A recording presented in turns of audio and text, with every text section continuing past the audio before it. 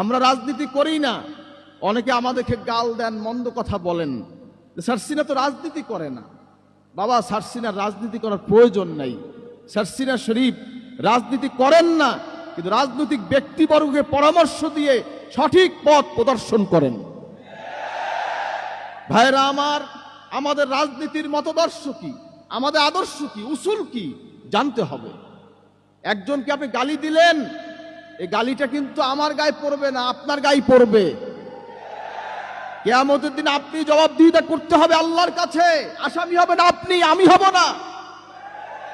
হাজরিন, কথা মনে রাখবেন ভাইরা আমার, ছাত্র হিজবুল্লাহর যেই মূল সংগঠন জমিয়তে হিজবুল্লাহর আমির সারসিনা শরীফের মরহুম দাদা হুজুর কিবলা রহমতুল্লাহ আলাইহ, হযরত শাহ সুফি আবু জাফর মোহাম্মদ সালেহ রহমতুল্লাহ আলাইহির একক বলিষ্ঠ কণ্ঠে তার প্রস্তাবে যখন যিনি প্রস্তাব করেছেন, যখন যিনি রাষ্ট্রকে যে পরামর্শ দিয়েছেন, রাষ্ট্রপ্রধান তার পরামর্শ শুনেছে, সেই অনুযায়ী কাজও করেছে। বলেন আলহামদুলিল্লাহ।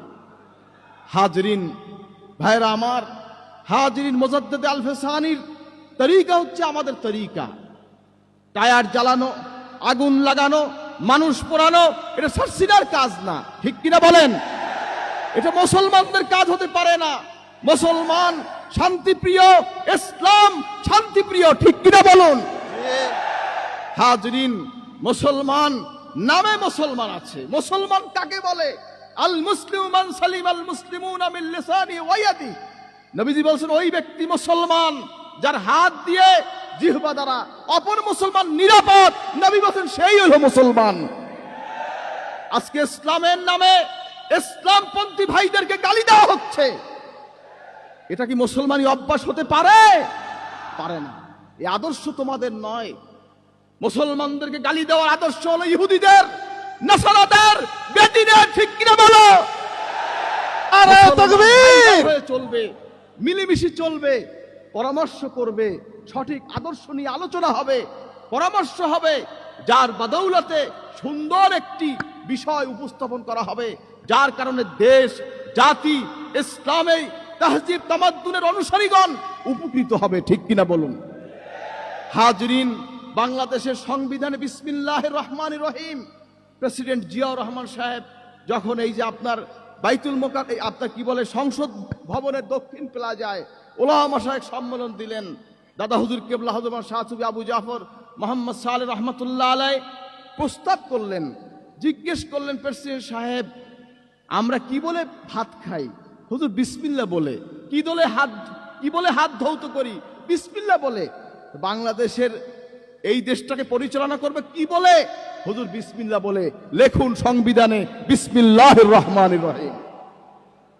রাজনীতির মাধ্যমে আসে নাই বাবা, এদেশে ইসলাম এসেছে আউলিয়া কেরামের দাওয়াতে, ঠিক কিনা বলো? নারে তাকবীর! নারে তাকবীর! আমির হিজবুল্লাহ হযরত পীর সাহেব কাবলা, বাংলাদেশ ছাত্র হিজবুল্লাহ, সারসিনা দরবার শরীফ, নারে তাকবীর! হাজরিন ভাইরা আমার, প্রেসিডেন্ট আইয়ুব খান যখন সারসিনার মাহফিলে গেলেন, জুমার দিন ছিল, শুক্রবার, দাদা হুজুর কিবলা বললেন, প্রেসিডেন্ট সাহেব তার সাথে ইপিআর 700 ইপিআর গিয়েছে, তাদের হাফ প্যান্ট ছিল। এখন যে আর্মি পুলিশ বাহিনী, তারা তো ফুল প্যান্ট, কিন্তু তাদের ছিল হাফ প্যান্ট। জুমার নামাজ পড়েছে হাফ প্যান্টের কারণে, সেই আপনার তার সঙ্গীগণ জুমার নামাজ পড়তে পারে নাই।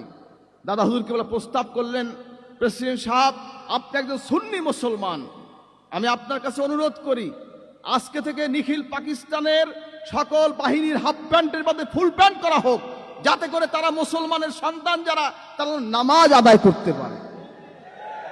সারসিনার স্টেজে সেদিন প্রেসিডেন্ট আইয়ুব খান ঘোষণা দিয়েছে, আজ থেকে পীর সাহেবের অনুরোধে হাফ প্যান্টের মধ্যে ফুল প্যান্ট ঘোষণা করা হলো।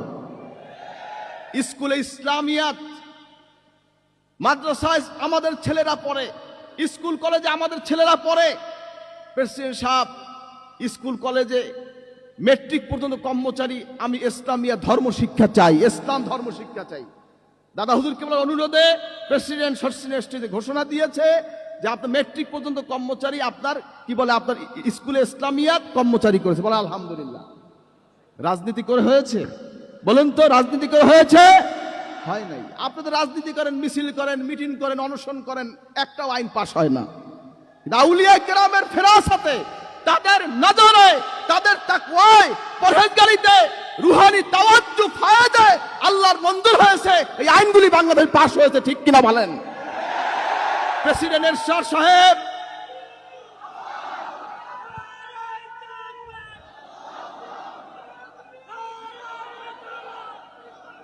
প্রেসিডেন্ট এরশাদ সাহেব সবর, প্রেসিডেন্ট এরশাদ সাহেব সারসিনা মাহফিলে গেলেন।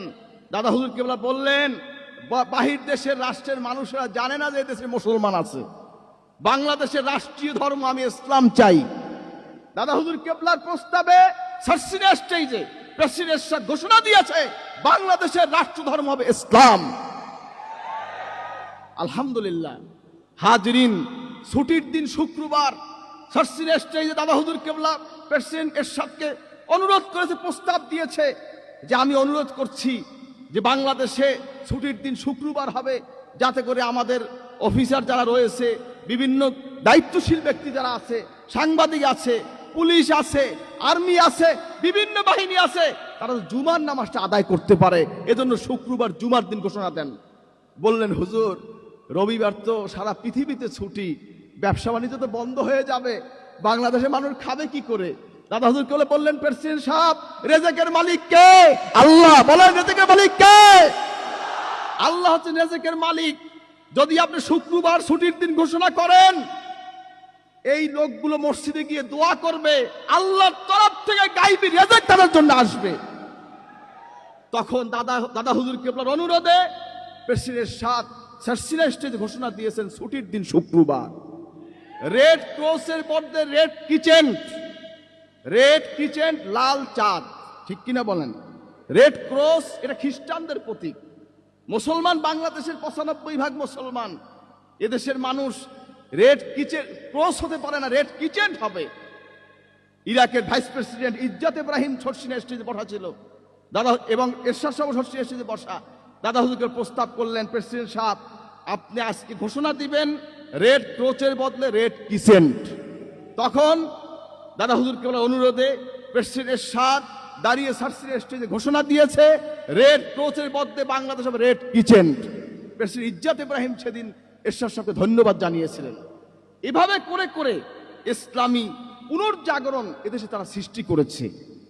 বড় আব্বা হুজুর কেবলা যখন আসলেন, হিন্দু মুসলমান চেনা যায় না, যা বাংলাদেশের বর্তমান অবস্থা শুরু হয়েছে। হিন্দুকে মুসলমানকে, বিধর্মীকে আর মুসলমানকে চেনা যেত না। হিন্দুরা সরস্বতী পূজায় যাইতো, মুসলমানের ছেলে সরস্বতী পূজায় যাইতো। হিন্দুরা নামের আগে শ্রী লিখত, মুসলমানের ছেলে নামের আগে শ্রী লিখত। হিন্দুরা মাথায় টিকি রাখতো, মুসলমানের ছেলে মাথায় টিকি রাখতো। হিন্দুরা ধুতি পরতো, মুসলমান ছেলে ধুতি পরতো। দাদা হুজুরকে বড় আব্বা হুজুর করে বললেন, না, এদেরকে এইভাবে তালিম দিলে হবে না, এদেরকে আগে মুসলমানকে আর বিধর্মীকে এদেরকে ফারাক করতে হবে। মুসলমান মাথায় টিকি রাখবে না, মুসলমান মাথায় রাখবে টুপি। মুসলমান সরস্বতী পূজায় যাবে না, মুসলমান যাবে মসজিদে। তৈরি করলেন মসজিদ, মুসলমানদের নিয়ে গেলেন মসজিদে। মুসলমানের ছেলে ধুতি পরবে না, মুসলমানের ছেলে পায়জামা পরবে, লঙ্গি পরবে। পরালেন মুসলমানের ছেলেকে পায়জামা লঙ্গি। হাজরিন, নামের আগে ছিরি থাকবে না, নামের আগে মুসলমানের ছেলের নাম হবে মোহাম্মদ। এভাবে করে করে কুসংস্কার দুর্বৃত্ত করে ইসলামী সমাজ এদেশে তারা প্রতিষ্ঠিত করেছেন। আজকে একদল মানুষ মুসলমানের নাম দিয়ে বিধর্মীর উপাসনায় গিয়ে সেখানে তাদের সাথে একমত পোষণ করে, আছে কি নাই? নারা তাকবীর! সারসিনা দরবার শরীফ ইসলামের শত্রুরা, বাংলার মুসলমান, বিশ্বের মুসলমান, সারসিনা দরবার শরীফ আমির হিজবুল্লাহ হযরত পীর সাহেব কিবলা, নারা তাকবীর! হাজরিন, ভাইরা আমার, কথা হচ্ছে আমাদের কাজ কি, দায়িত্ব কি, এটাই মূল কথা। মুরব্বীদের অবদান স্মরণ করতে হবে। যে জাতি নিজেদের পূর্বের ইতিহাস ভুলে যায়, সেই জাতি কোনোদিন উন্নতির শিখরে পৌঁছতে পারে না। এজন্য স্মরণ করতে হবে তাদেরকে। এজন্য স্মরণ করলাম। স্মৃতিচারণ করলাম। কারণ আমরা কাদার উত্তরসূরি, আমরা কোনো যেই সেই পীরের উত্তরসূরি নয়, যেই সেই পীরের মুরিদ নয়, যেই সেই সংগঠনের সদস্য নয়, ঠিক কিনা বলেন?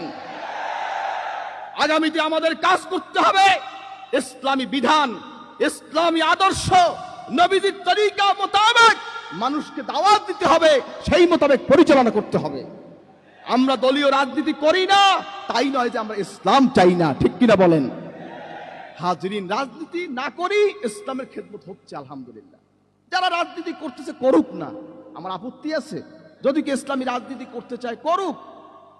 হাজরিন, যদি সঠিক আদর্শ আকীদা মোতাবেক রাসূল পাক সাল্লাল্লাহু আলাইহি ওয়াসাল্লাম, আল্লাহ, রাসূল, সাহাবায়ে কেরাম, আউলিয়া কেরাম তাদের উপরে সুধারণা নিয়ে কোরআন হাদিস ভিত্তিক যদি ইসলামী রাজনীতি করতে চায়, আমাদের কোনো দ্বিমত থাকবে না।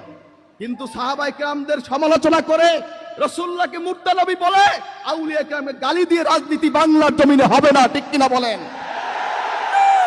বাংলার জমিন আউলিয়া কেরামের জমিন, তাদের রক্তে গড়া, তাদের ঘামে ভেজা এই বাংলার জমিন। এদেশে রাজনীতি করতে হলে আউলিয়া কেরামের আদর্শ রাজনীতি করতে হবে। যারা রাজনীতি করেন করেন, আদর্শ ভিত্তিক রাজনীতি করেন, আমার কোনো বাধা নাই, আমাদের আপত্তি নাই।